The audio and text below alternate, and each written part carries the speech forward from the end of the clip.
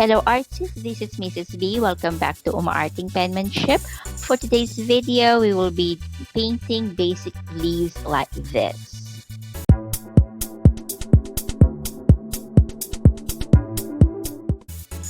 The materials that we'll be using today would be first our Baohong watercolor paper. This is cold press, 100% cotton. The size of my paper is 7 by 4.9 inches. From my Mungyo professional watercolor pen set, I have here Phtalo green, sap green, permanent violet, and Prussian blue. I will also use Kolinsky Sable Watercolor paintbrush. This is in size 4. We'll also need 2 jars of clean water and some tissue.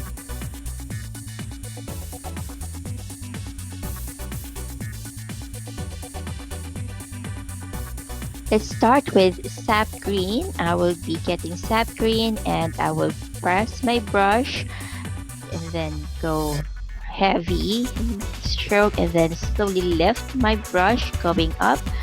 Okay, so what I will do is I press my brush slowly and then drag the belly of my brush and then slowly lifting it up and going up so I can make that pointy leaf.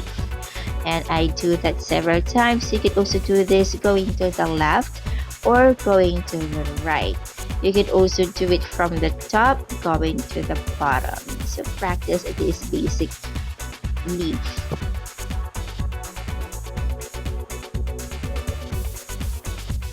Next set of leaves is with sap green with a tiny amount of permanent violet so that I make the darker tone or muted tone of sap green, because if you could see the first set of leaves that I did, it's too bright. This time it's muted tone, and if you could see, I drag the belly of my brush twice. You can do that as well.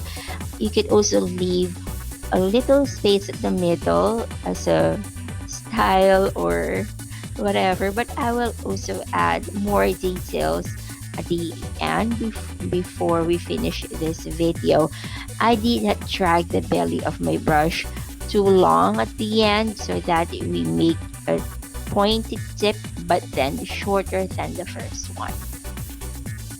The next set of leaves that I am doing is with Phtalo green, and this time I'm trying to make a little more round but still using the tip of my brush to make the ends pointy a bit, but this time it is more roundy.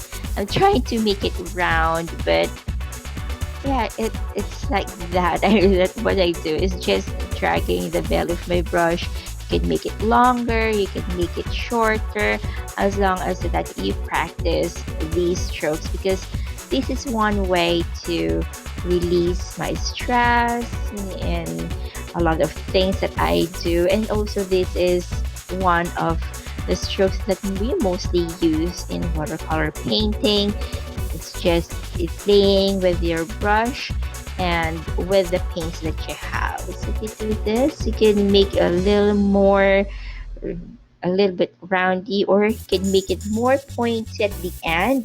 That's also good because there are different types of leaves. It doesn't have to be perfect because these are organic shapes. These are from nature, so it doesn't matter if it's not symmetrical or whatsoever. Don't mind about that. The next set of leaves that I am doing is with Phtalo green with Prussian blue. You can add a little blue to your greens. You could add also brown to make olive green. So here I am just making bigger round leaves.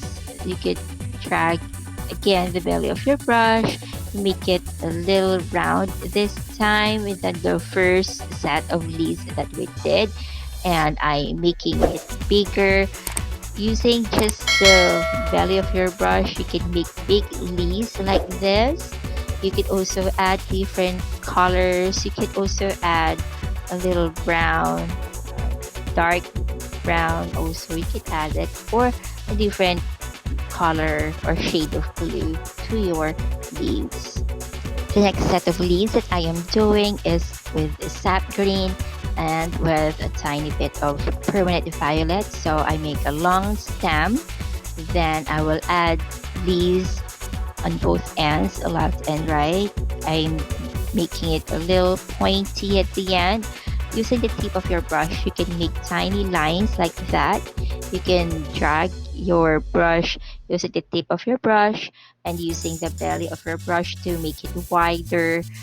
This time, I make it just one stretch of my brush so that it's just a thin leaves that I have here. So you could use the tip of your brush. It just, we need a lot of control for this, for to make tiny or very thin lines like this. You need to press lightly on your paper, just touching the tip of your brush on your paper. I know it's a bit hard, but it takes a lot of practice. Using sap green, I am making a small set of leaves, so I'll drag it to make a long stem, and then using the tip of my brush and press a little bit harder on the paper and not dragging the belly of my brush. It's just the very tip. I'm making it on the right side and then I will do it on the left side, so you could make leaves like this, very small. I know that most of us have heavy hands, will press hard on the paper, but in this practice it will help you to control your hands in pressing a little tight on the paper. So you can do this practice. Using sap green and permanent violet, I am adding veins on my leaves this time. So using the very tip of my brush with a very pointy watercolor paint brush, you could use it to make thin lines like this. Not pressing hard this time, unlike when we do the leaves earlier, we pressed hard to make a big stretch of our brush and stroke. But this time it's very tiny. Just like in calligraphy, we do a very thin upstroke. It is also the same in doing details on the watercolor painting. Just use the very tip of your brush, not pressing too hard on the paper, just touching the tip of your brush on the paper. I speeded up this part of the video in adding details, but it's just adding very thin lines on or veins on our leaves. I did not put veins or details on all of the leaves, just some, especially those big leaves that I have here. If you have a big brush but your brush is very pointy like I do have, you can also do this very thin lines. So if you are going to buy supplies, if you're going to start doing watercolor painting, it's also advisable to get a very pointed tip, because you can also use the same brush to make thin lines like this.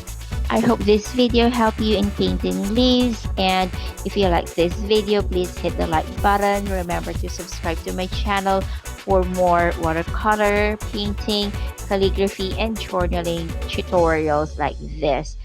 Till next time.